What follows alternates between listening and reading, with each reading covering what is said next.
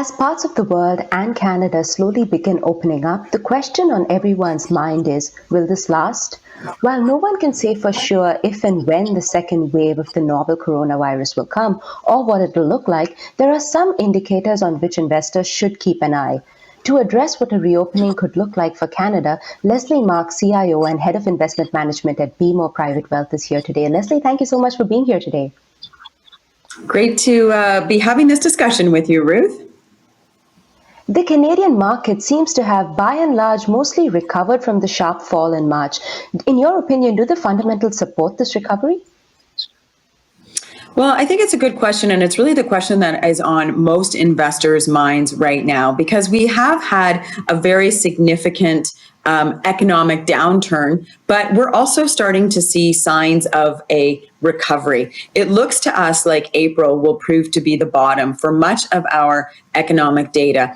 And as you know, markets tend to lead a recovery. So while it may look like that recovery in equities is a bit detached from what we're seeing in the economy, it's not unsurprising to see the market moving far ahead of the economic recovery.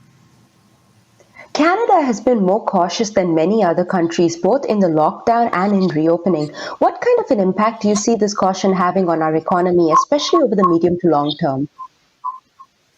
Well, I think the first thing to recognize is that although we've been more cautious, we've really benefited from that extra caution. When you look at our number of cases and mortality on a world scale, Canada has been very successful at flattening the curve and managing through this healthcare crisis, or the healthcare aspect of the crisis. So now, to answer the second part of your question, which is really related to, so what impact will that have on the economy? In addition to handling the healthcare piece well, I think that we've handled the financial part very well as well. We've seen very strong policy measures, both on the fiscal and monetary front, that have really helped us with normal market functioning, as well as bridging the gap. And really, that is the policymakers' goal here. They knew that we would have an extreme economic downturn, but they wanted to provide a bridge for Canadians to make it through to the other side of the crisis. One of the tools that has been used to help with this entire situation has been the interest rates. How do you think the interest rates will play out going ahead now, and what kind of an impact do you see on Canadian real estate as a result of that?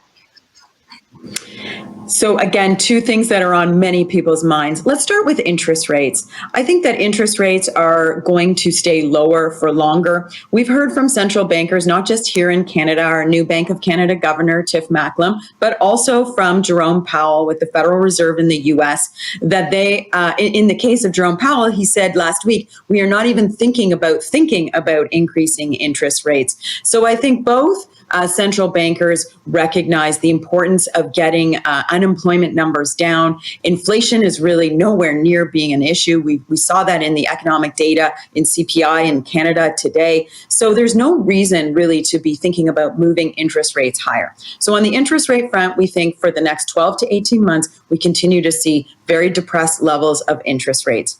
Now, that's of course connected to real estate, as you asked both of those questions together.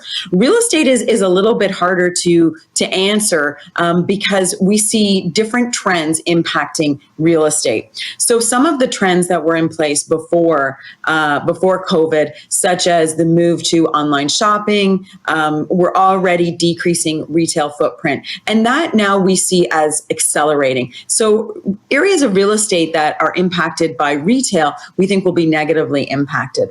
But one of the new areas that will also be negatively impacted is on the office portfolio. So when you think about everybody basically in this country moving to work from home, we were able to experiment what that would be like for workers across this country. And I think that overall we did quite well in that experiment. Of course, it was a bit rocky in the early days, but now that we're 3 to 4 months in, we have all adjusted pretty well. And so now companies are starting to think more about a work from anywhere model as opposed to just working from office. So real estate in the sense of office could be negatively impacted. On the other hand, other sectors of real estate like industrial, where we may see an increase in onshoring in manufacturing or warehousing, or even data centers to support the increased consumption of data, could actually benefit from the post-COVID trends.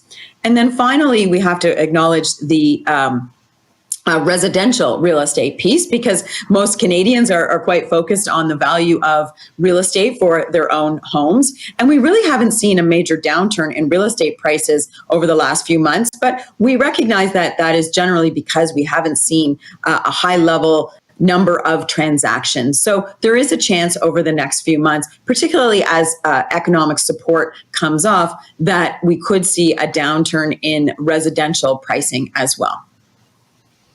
As investors, what are some of the risks that we should keep an eye on as we head into this reopening? Well, I think there's a few key risks to zone in on. The first one you mentioned at the start of our talk today, which is the threat or risk of a second COVID wave. And we have been fortunate so far in Canada, as we've seen economies reopen in the provinces across the country, that we haven't seen any significant uptick in cases. We have seen outbreaks in some cases, and we've been able to localize those outbreaks and manage through those localized outbreaks. On the other hand, in other parts of the world, that has not been the case. If we look to our neighbors to the south, in many areas that have reopened, they have seen a significant increase in number of cases, and the risk of a second wave is greater. If the cases in the second wave are at a point where governments decide that they need to roll back the economic reopening, then we have a very significant economic risk. So that's the first major risk. The second risk I see is related to your question on the detachment of fundamentals and how markets have moved ahead of fundamentals. We mentioned that this was a normal thing to happen in markets, but as we get into the summer months and as the monthly comparisons become more and more difficult, so the bar gets raised, there is a risk that when we look at month over month data and we stop seeing the big increases that we're seeing in the early stages of the recovery, that investors will be disappointed and concerned about the strength of the recovery. So there could be a little bit of consolidation in higher risk assets like equities and credit in the face of that risk. The final risk to think about is also the pending US election. Now, that we also view as more of a fall risk. And I think that just when the candidates start having their debates and policies start coming to the forefront, that moves to much more of a front page news story than it has been through this crisis. Finally, what are some sectors in Canada that you believe will come out strong in this reopening? And conversely, what are some that you believe will do badly going ahead?